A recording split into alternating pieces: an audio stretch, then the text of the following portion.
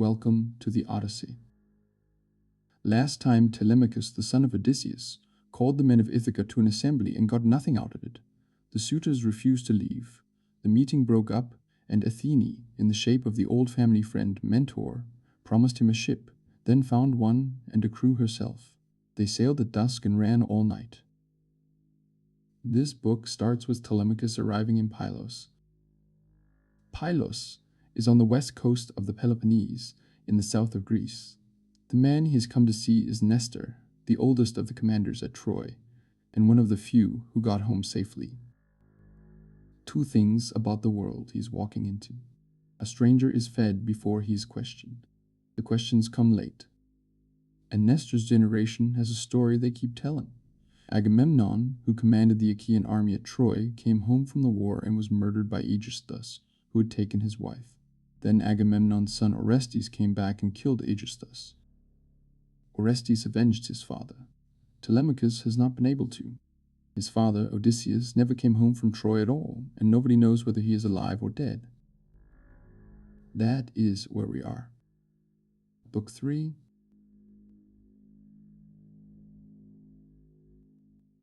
And now the sun, leaving the beauteous bay, rose to the brazen sky, to shine for the immortals and for mortal men upon the fruitful fields. And the two drew near to Pylos, the stately citadel of Menelaus. The townsfolk here were offering a sacrifice upon the shore, slaying black bulls to the dark-haired earth-shaker. 9 groups there were, 500 men in each, and 9 bulls were presented for each group. When the inward parts were tasted and the thighs were burning to the god, the two ran swiftly in, hauled up and furled their trim ship's sail, brought her to anchor, and came forth themselves. So from the ship came forth Telemachus, but Athene led the way, and thus began the goddess, clear-eyed Athene. Telemachus, no shyness now, for to accomplish this you crossed the sea, to make inquiry for your father, and to learn where he lies buried, and what fate he met. Go, then straight forward to the horseman Nestor, and let us know what is the wisdom hidden in his breast. Beg him yourself to tell the very truth. Falsehood he will not speak. Truly upright is he. Then answered her discreet Telemachus' mentor, How can I go? How importune him? In subtleties of speech I am not practiced. Shyness is fitting in a youth when questioning his elders. Then said to him the goddess, Clear-eyed Athene, Telemachus, some promptings you will find in your own breast, and heaven will send still more. For, certainly, not unbefriended of the gods have you been born and bred. Saying this, Pallas Athene led the way in haste, and he walked after in the footsteps of the goddess. So they approached the gathering of the men of Pylos and the group where Nestor sat among his sons. Round him his people, making the banquet ready, were roasting meats and putting pieces on the spits. But as they saw the strangers, all the men crowded near, gave hands in welcome, and asked them to sit down, and Nestor's son Pisistratus, approaching first, took each one by the hand and placed them at the feast on some soft fleeces laid upon the sands, beside his brother Thrasymedes and his father. He gave them portions of the inward parts, poured out some wine into a golden cup, and, offering welcome, said to Pallas Athene, daughter of Aegis-bearing Zeus, Here, stranger, make a prayer to Lord Poseidon. It is his feast you find at this your coming. Then, after you have poured and prayed as is befitting, give this man too the cup of honeyed wine for him to pour, for I suppose he also prays to the immortals. All men have need of gods, but he is the younger, young as I myself, so I will give you first the golden chalice. Saying this, he placed the cup of sweet wine in her hand, and Athene was pleased to find the man so wise and courteous, pleased that he gave her first the golden chalice. Forthwith she prayed a fervent prayer to Lord Poseidon. Hearken, Poseidon, thou girder of the land, and count it not too much to give thy suppliants these blessings. First upon Nestor and his sons bestow all honor, then to the rest grant gracious recompense, to all the men of Pylos for their splendid sacrifice, and grant still farther that Telemachus and I may sail away, having accomplished that for which we came upon our swift black ship. Thus did she pray, and was herself fulfilling all. To Telemachus she passed the goodly double cup, and in like manner also prayed the dear son of Odysseus. But when the rest had roasted the outer flesh and drawn it off, dividing the portions, they held a glorious feast. And after they had stayed desire for drink and food, then thus began the Gerenian horseman Nestor. Now then, it is most suitable to prove our guests and ask them who they are, since they are refreshed with food. Strangers, who are you? Where do you come from, sailing the watery ways? Are you upon some business? Or do you rove at random, as the pirates roam the seas, risking their lives and bringing ill to strangers? Then answered him discreet Telemachus, plucking up courage, for Athene herself put courage in his heart to ask about his absent father and to win a good report among mankind. O Nestor, son of Menelaus, great glory of the Achaeans, you ask me whence we are, and I will tell you. We are of Ithaca, under Mount Neon. Our business is our own, no public thing, as I will show. I come afar to seek some tidings of my father, royal hardy Odysseus, who once, they say, fought side by side with you and sacked the Trojan town. Whereas to all the others who were in the war at Troy we have already learned where each man met his mournful death. But this man's death the son of Cronos left unknown. No one can surely say where he has died, whether he was borne down on land by foes or on the sea among the waves of Amphitrite. Therefore I now come hither to your knees to ask if you will tell me of my father's mournful death, in case you saw it for yourself with your own eyes, or from some other heard the story of his wanderings, for to exceeding grief his mother bore him. Use no mild word, nor yield to pity from regard for me, but tell me fully all you chance to see. I do entreat you, if ever my father, good Odysseus, in word or deed, kept covenant with you there in the Trojan land where you Achaeans suffered, be mindful of it now. Tell me the very truth. Then answered him the Gerenian horseman, Nestor. Ah, friend, you make me call to mind the pains we bore when in that land, untamed in spirit, as we sons of the Achaeans were, all we endured on shipboard on the misty sea, coasting for Punda where Achilles led, and all our fightings round the stronghold of King Priam, where so many of our bravest perished. There warlike Ajax lies, and there Achilles. There too Patroclus, the peer of gods in wisdom. There my own son, so strong and gallant, Antilochus, exceeding swift of foot, a famous fighter. And many other woes we had, added to these. What mortal man could count them? Nay, should you tarry 5 or 6 years here to ask what woes the great Achaeans suffered, you would return to your own land, wearied, ere I could tell. For 9 years long we plotted their destruction, busy with craft of every kind. Yet still the son of Cronos hardly brought us through. With one man, then none sought to vie in wisdom, for far beyond us all in craft of every kind was royal Odysseus, your father, if you are indeed his child. I am amazed to see. And yet, how fitting are your words. One would not say a youth could speak so fitly. There, all that while, royal Odysseus and I never once disagreed in the assembly or the council, but with one heart, with will and steadfast purpose, we planned how all might best be ordered for the Argives. Yet after we overthrew the lofty town of Priam, when we went away in ships and God dispersed the Achaeans, then Zeus purposed in his mind a sad voyage for the Argives, for nowise prudent and upright were all. So many a one came to an evil end, through the fell wrath of the dread father's clear-eyed child, who caused a strife betwixt the sons of Atreus. For these two summoned to an assembly all the Achaeans in haste, not in due order, at the setting sun, and heavy with wine the young Achaeans came. Then each declared the reason why he called the host together. Now Menelaus exhorted all the Achaeans to turn their thoughts toward going home on the broad ocean, but this pleased Agamemnon not at all. He wished to stay the host and offer sacred hecatombs, that so he might appease the dread wrath of Athene. Ah, fool, who did not know she might not be persuaded, for a purpose is not lightly changed in gods who live forever. Thus stood the brothers exchanging bitter words, while up sprang other mailed Achaeans in wild din, and both the plans found favor. That night we rested, nursing in our breasts hard thoughts of one another. Zeus was preparing us the ill that comes from wrong. At dawn we dragged our ships into the sacred sea, and put therein our goods and the low-girdled women. Half of the host held back, remaining with the son of Atreus, Agamemnon, the shepherd of the people, while we, the other half, embarked and sailed. Swiftly our ships ran on. God smoothed the billowy deep. Arrived at Tenedos, we offered sacrifices to the gods as homeward bound, but Zeus had not yet willed our coming home cruel, to waken bitter strife a second time.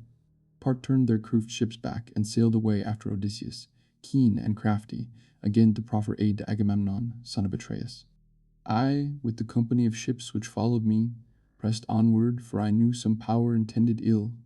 On pressed the warlike son of Tydeus too, inspiriting his men. Later upon our track came light-haired Menelaus, who overtook us, while at Lesbos we debated on the long sea voyage, doubtful if we should sail above steep Chaos, by way of the island Syria, with Chaos on our left, or under Chaos, and past windy Mimas. We therefore begged of God to show some sign, and he made plain our way, bidding us cut the center of the sea straight for Euboea, if we would soonest flee from danger. The whistling wind began to blow, and swiftly along the swarming waters sped our ships, and touched at night Aegisthus, where on Poseidon's altar we laid many thighs of bulls, thankful that we had compassed the wide sea. It was the 4th day when the crews of Diomed, the horseman, son of Tydeus, moored their trim ships at Argos.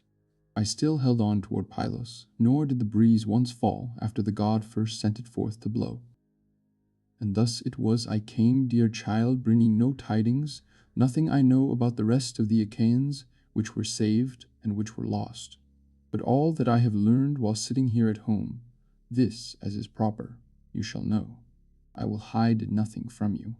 Safely, they say, returned the spearmen of the Myrmidons, whom the proud son of fierce Achilles led. Safely, too, Philoctetes, the gallant son of Poias, and back to Crete Idomeneus, brought all his men. All who escaped the war, the sea took not a man. About the son of Atreus you yourselves have heard, though you live far away, how he returned, and how Aegisthus plotted his mournful death. And yet a fearful reckoning Aegisthus paid. When a man dies, how good it is to leave a son.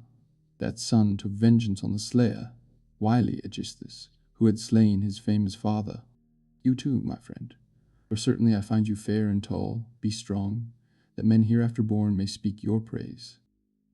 Then answered him discreet Telemachus, O Nestor, son of Neleus, great glory of the Achaeans, stoutly that son took vengeance, and the Achaeans shall spread his fame afar, that future times may know. O that to me as well the gods would give the power to pay the suitors for their grievous wrongs, for they with insult work me abominations. But no such boon the gods bestowed on me and on my father. Now, therefore, all must simply be endured. Then answered him the Gerenian horseman Nestor, friend, since you turn my thoughts that way by your own words, they say that many suitors of your mother, heedless of you, work evil in your halls. Pray tell me, do you willingly submit, or are the people of your land adverse to you, led by some voice of God? Who knows, but yet Odysseus may return and recompense their crimes, either alone, or all the Achaeans with him. Ah, my clear-eyed Athene, be pleased to be your friend, as formerly she aided great Odysseus, there in the Trojan land where we Achaeans suffered. For I never knew the gods to show such open friendship as Pallas Athene showed in standing by Odysseus. If now to you she would be such a friend, and heartily give aid, it might be some of these men here would cease to think of marriage. Then answered him discreet Telemachus, Nay, sire, not soon, I think, will words like these come true. Too great is what you say, I am astonished. Hope what I might, such things could never be, not if the gods should will them. Then said to him the goddess clear-eyed Athene, Telemachus, what word has passed the barrier of your teeth? Easily may a god, who will, bring a man safe from far. But I myself would gladly meet a multitude of woes, if thus I might go home and see my day of coming, and not return and fall beside my hearth as Agamemnon fell, under the plottings of his own wife and Aegisthus. Yet death, the common lot, gods have no power to turn even from one they love, when the fell doom of death that lays men low once overtakes him. Then answered her discreet Telemachus, Mentor, let us talk of this no more, sad as we are. For him no real return can ever be, Long time ago the immortals fixed his death and his dark doom. At present I would trace a different story and question Nestor, since beyond all men else he knows the right and wise. 3 generations of mankind they say that he has ruled, and as I now behold him he seems like an immortal. O Nestor, son of Neleus, relate to me the truth. How did the son of Atreus die, wide-ruling Agamemnon? And where was Menelaus? What was the deadly plot wily Aegisthus laid to kill a man much braver than himself? Was Menelaus absent from Achaean Argos, travelling to men afar? That so Aegisthus, taking courage, did the murder. Then answered him the Gerenian horseman Nestor, Well, I will tell you all the truth, my child. Indeed, you yourself guess how it had fallen out if the son of Atreus, light-haired Menelaus, had found Aegisthus living in the palace when he returned from Troy. Then over dead Aegisthus, men had heaped no mound of earth, but dogs and birds had feasted on him, where he lay upon the plain outside the town. And no Achaean woman had made lament for him, for monstrous was the deed he wrought. At Troy we tarried, bringing to fulfillment many toils, while he, at ease, hidden in grazing Argos, strove hard to win the wife of Agamemnon by his words. At first, indeed, she scorned ill-doing, this royal Clytemnestra, being of upright mind. Moreover, a bard was with her, whom the son of Atreus strictly charged, on setting forth for Troy, to guard his wife. But when at last the doom of gods constrained her to her ruin, then did Aegisthus take the bard to a lone island, and leave him there the prey and prize of birds, while her, as willing as himself, he led to his own home. And many a thigh piece did he burn upon the sacred altars of the gods, and many an offering render, woven stuffs and gold, at having achieved such monstrous deed as in his heart he had not hoped. Now as we came from Troy, the son of Atreus and myself set sail together full of loving thoughts. But when we were approaching sacred Sunion, a cape of Athens, Phoebus Apollo smote the helmsman of Menelaus, and slew him with his gentle arrows while he held the rudder of the running ship within his hands. Phrontis it was, Onetor's son, one who surpassed all humankind in piloting a ship when winds were wild. So Menelaus tarried, though eager for his journey, to bury his companion and to pay the funeral rites. But when he also, sailing in his hollow ships over the wine-dark sea, reached in his course the steep height of Malea, from that point on, far-seeing Zeus gave him a grievous way. He poured forth blasts of whistling winds and swollen waves as huge as mountains. Dividing the ships, he brought a part to Crete, where the Sidonians dwelt, around the streams of Laodanus. Here is a cliff, smooth and steep toward the water, at the borderland of Gortyn, on the misty sea, where the south wind drives in the heavy waves on the western point toward Phaestus, and this small rock holds back the heavy waves. Some came in here, and the men themselves hardly escaped destruction. Their ships the waves crushed on the ledges, but the 5 other dark-bowed ships whined and wave bore to Egypt.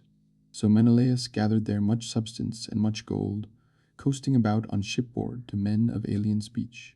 And all this time at home, Aegisthus foully plotted. 7 years he reigned in rich Mycenae when he had slain the son of Atreus. The people were held down. But in the 8th ill came, for royal Orestes came from Athens and slew the slayer, wily Aegisthus, who had slain his famous father.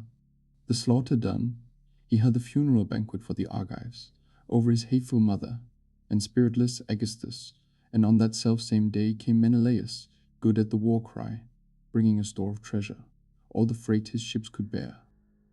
You too, dear friend, wander not long and far from home, leaving your wealth behind and persons in your house so insolent as these, for they may swallow all your wealth, sharing with one another, while you are gone a fruitless journey. And yet, I say, go visit Menelaus. Indeed, I bid you go, for he is lately come from foreign lands and from those nations whence one could not really hope to come, when once the storms had swept him off into so vast a sea from which birds travel not within a year, so vast it is and fearful. Go then at once with your own ship and crew, or if you like by land. Chariot and horses are ready for you, and ready too, my sons, to be your guides to sacred Lacedaemon, where lives light-haired Menelaus. Beg him yourself to tell the very truth. Falsehood he will not speak, truly upright is he. As he thus spoke, the sun went down and darkness came, and the goddess, clear-eyed Athene said to them, "Sire, certainly these words of yours are fitly spoken, but come, cut up the tongues and mix the wine, that after we have poured libations to Poseidon and the rest of the immortals we seek our rest, since it is time for that. For now the day has turned to dusk, and surely it is not well to tarry long at the gods' feast, rather to rise and go." So spoke the daughter of Zeus, and they hearkened to her saying. Pages poured water on their hands, young men brimmed bowls with drink and served to all, with the first pious portion for the cup. They themselves threw the tongues into the flame, and, rising, poured libations.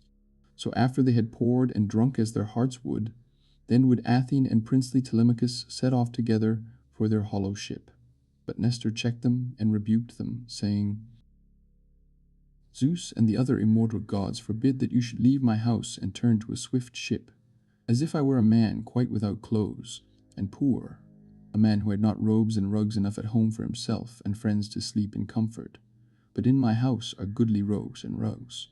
And never, surely, shall the son of that Odysseus lie on ship's deck while I am living, or while within my halls children remain to entertain such guests as visit house of mine."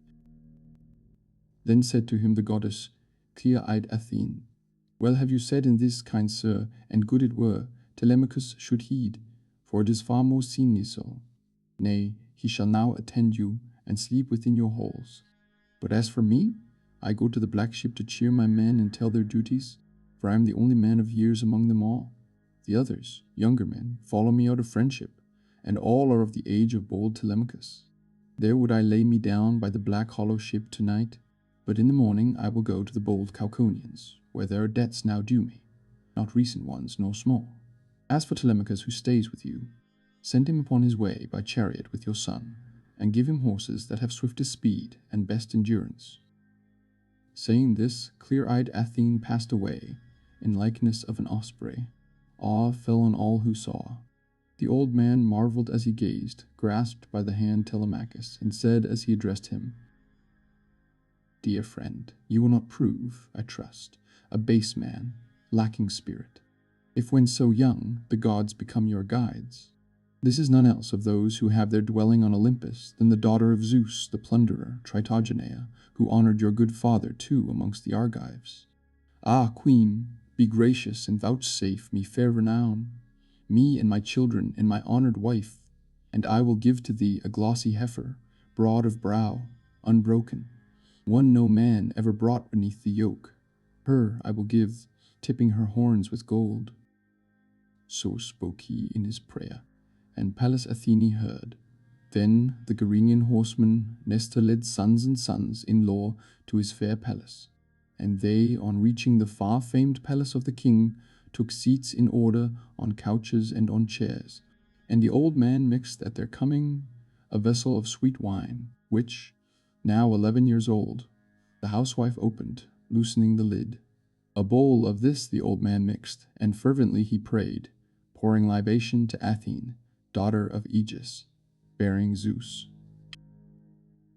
Then, after they had poured and drunk as their hearts would, desiring rest, they each departed homeward.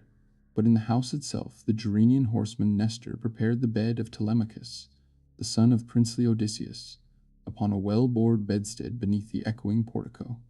By him he placed Pisistratus, that sturdy spearman, one ever foremost, he who was still the bachelor among the sons at home.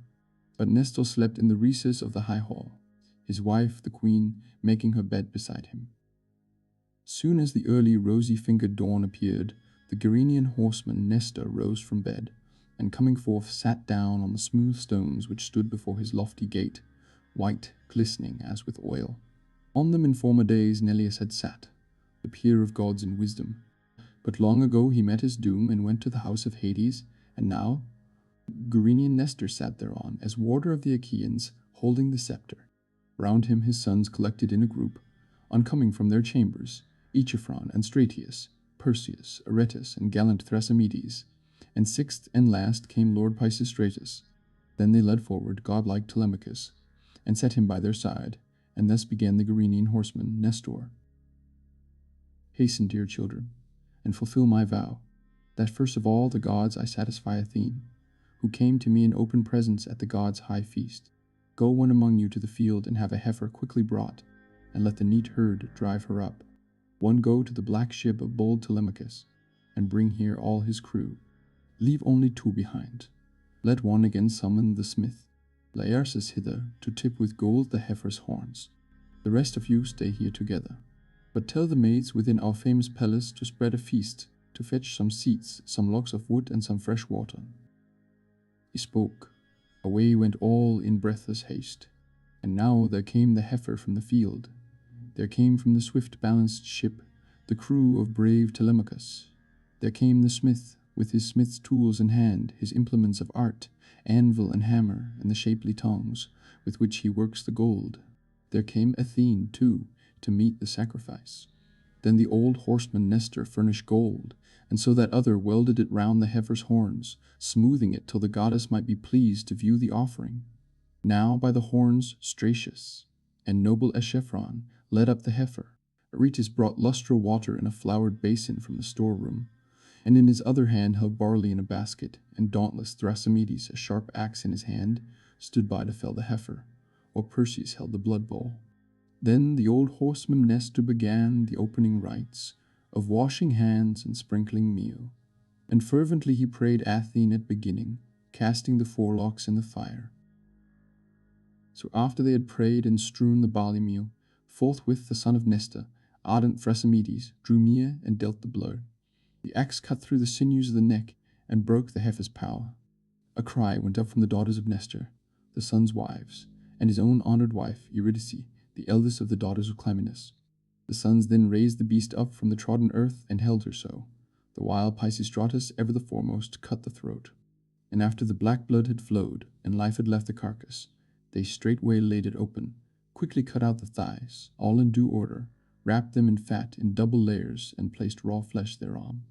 On billets of wood, the old man burned them, and poured upon them sparkling wine, while young men by his side held 5-pronged forks.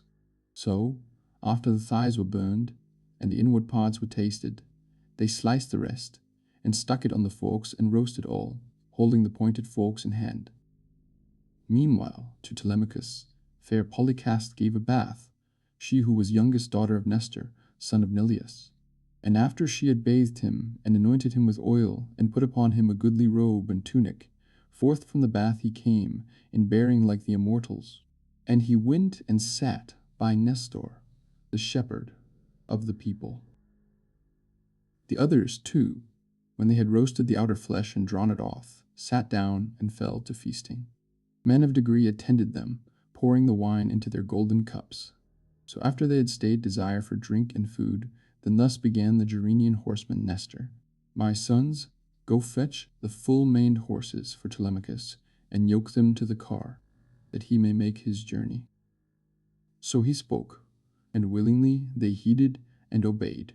Quickly they harnessed the swift horses to the car. The housewife put in bread and wine and dainties, such things as heaven-descended princes eat.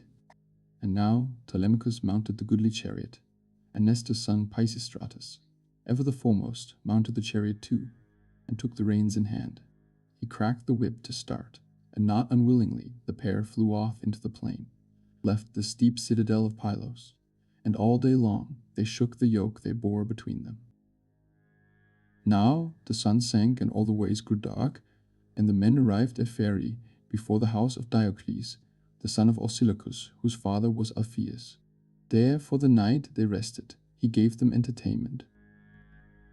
Then, as the early rosy-fingered dawn appeared, they harnessed the horses, mounted the gate chariot, and off they drove from porch and echoing portico. Pisistratus cracked the whip to start, and not unwillingly the pair flew off.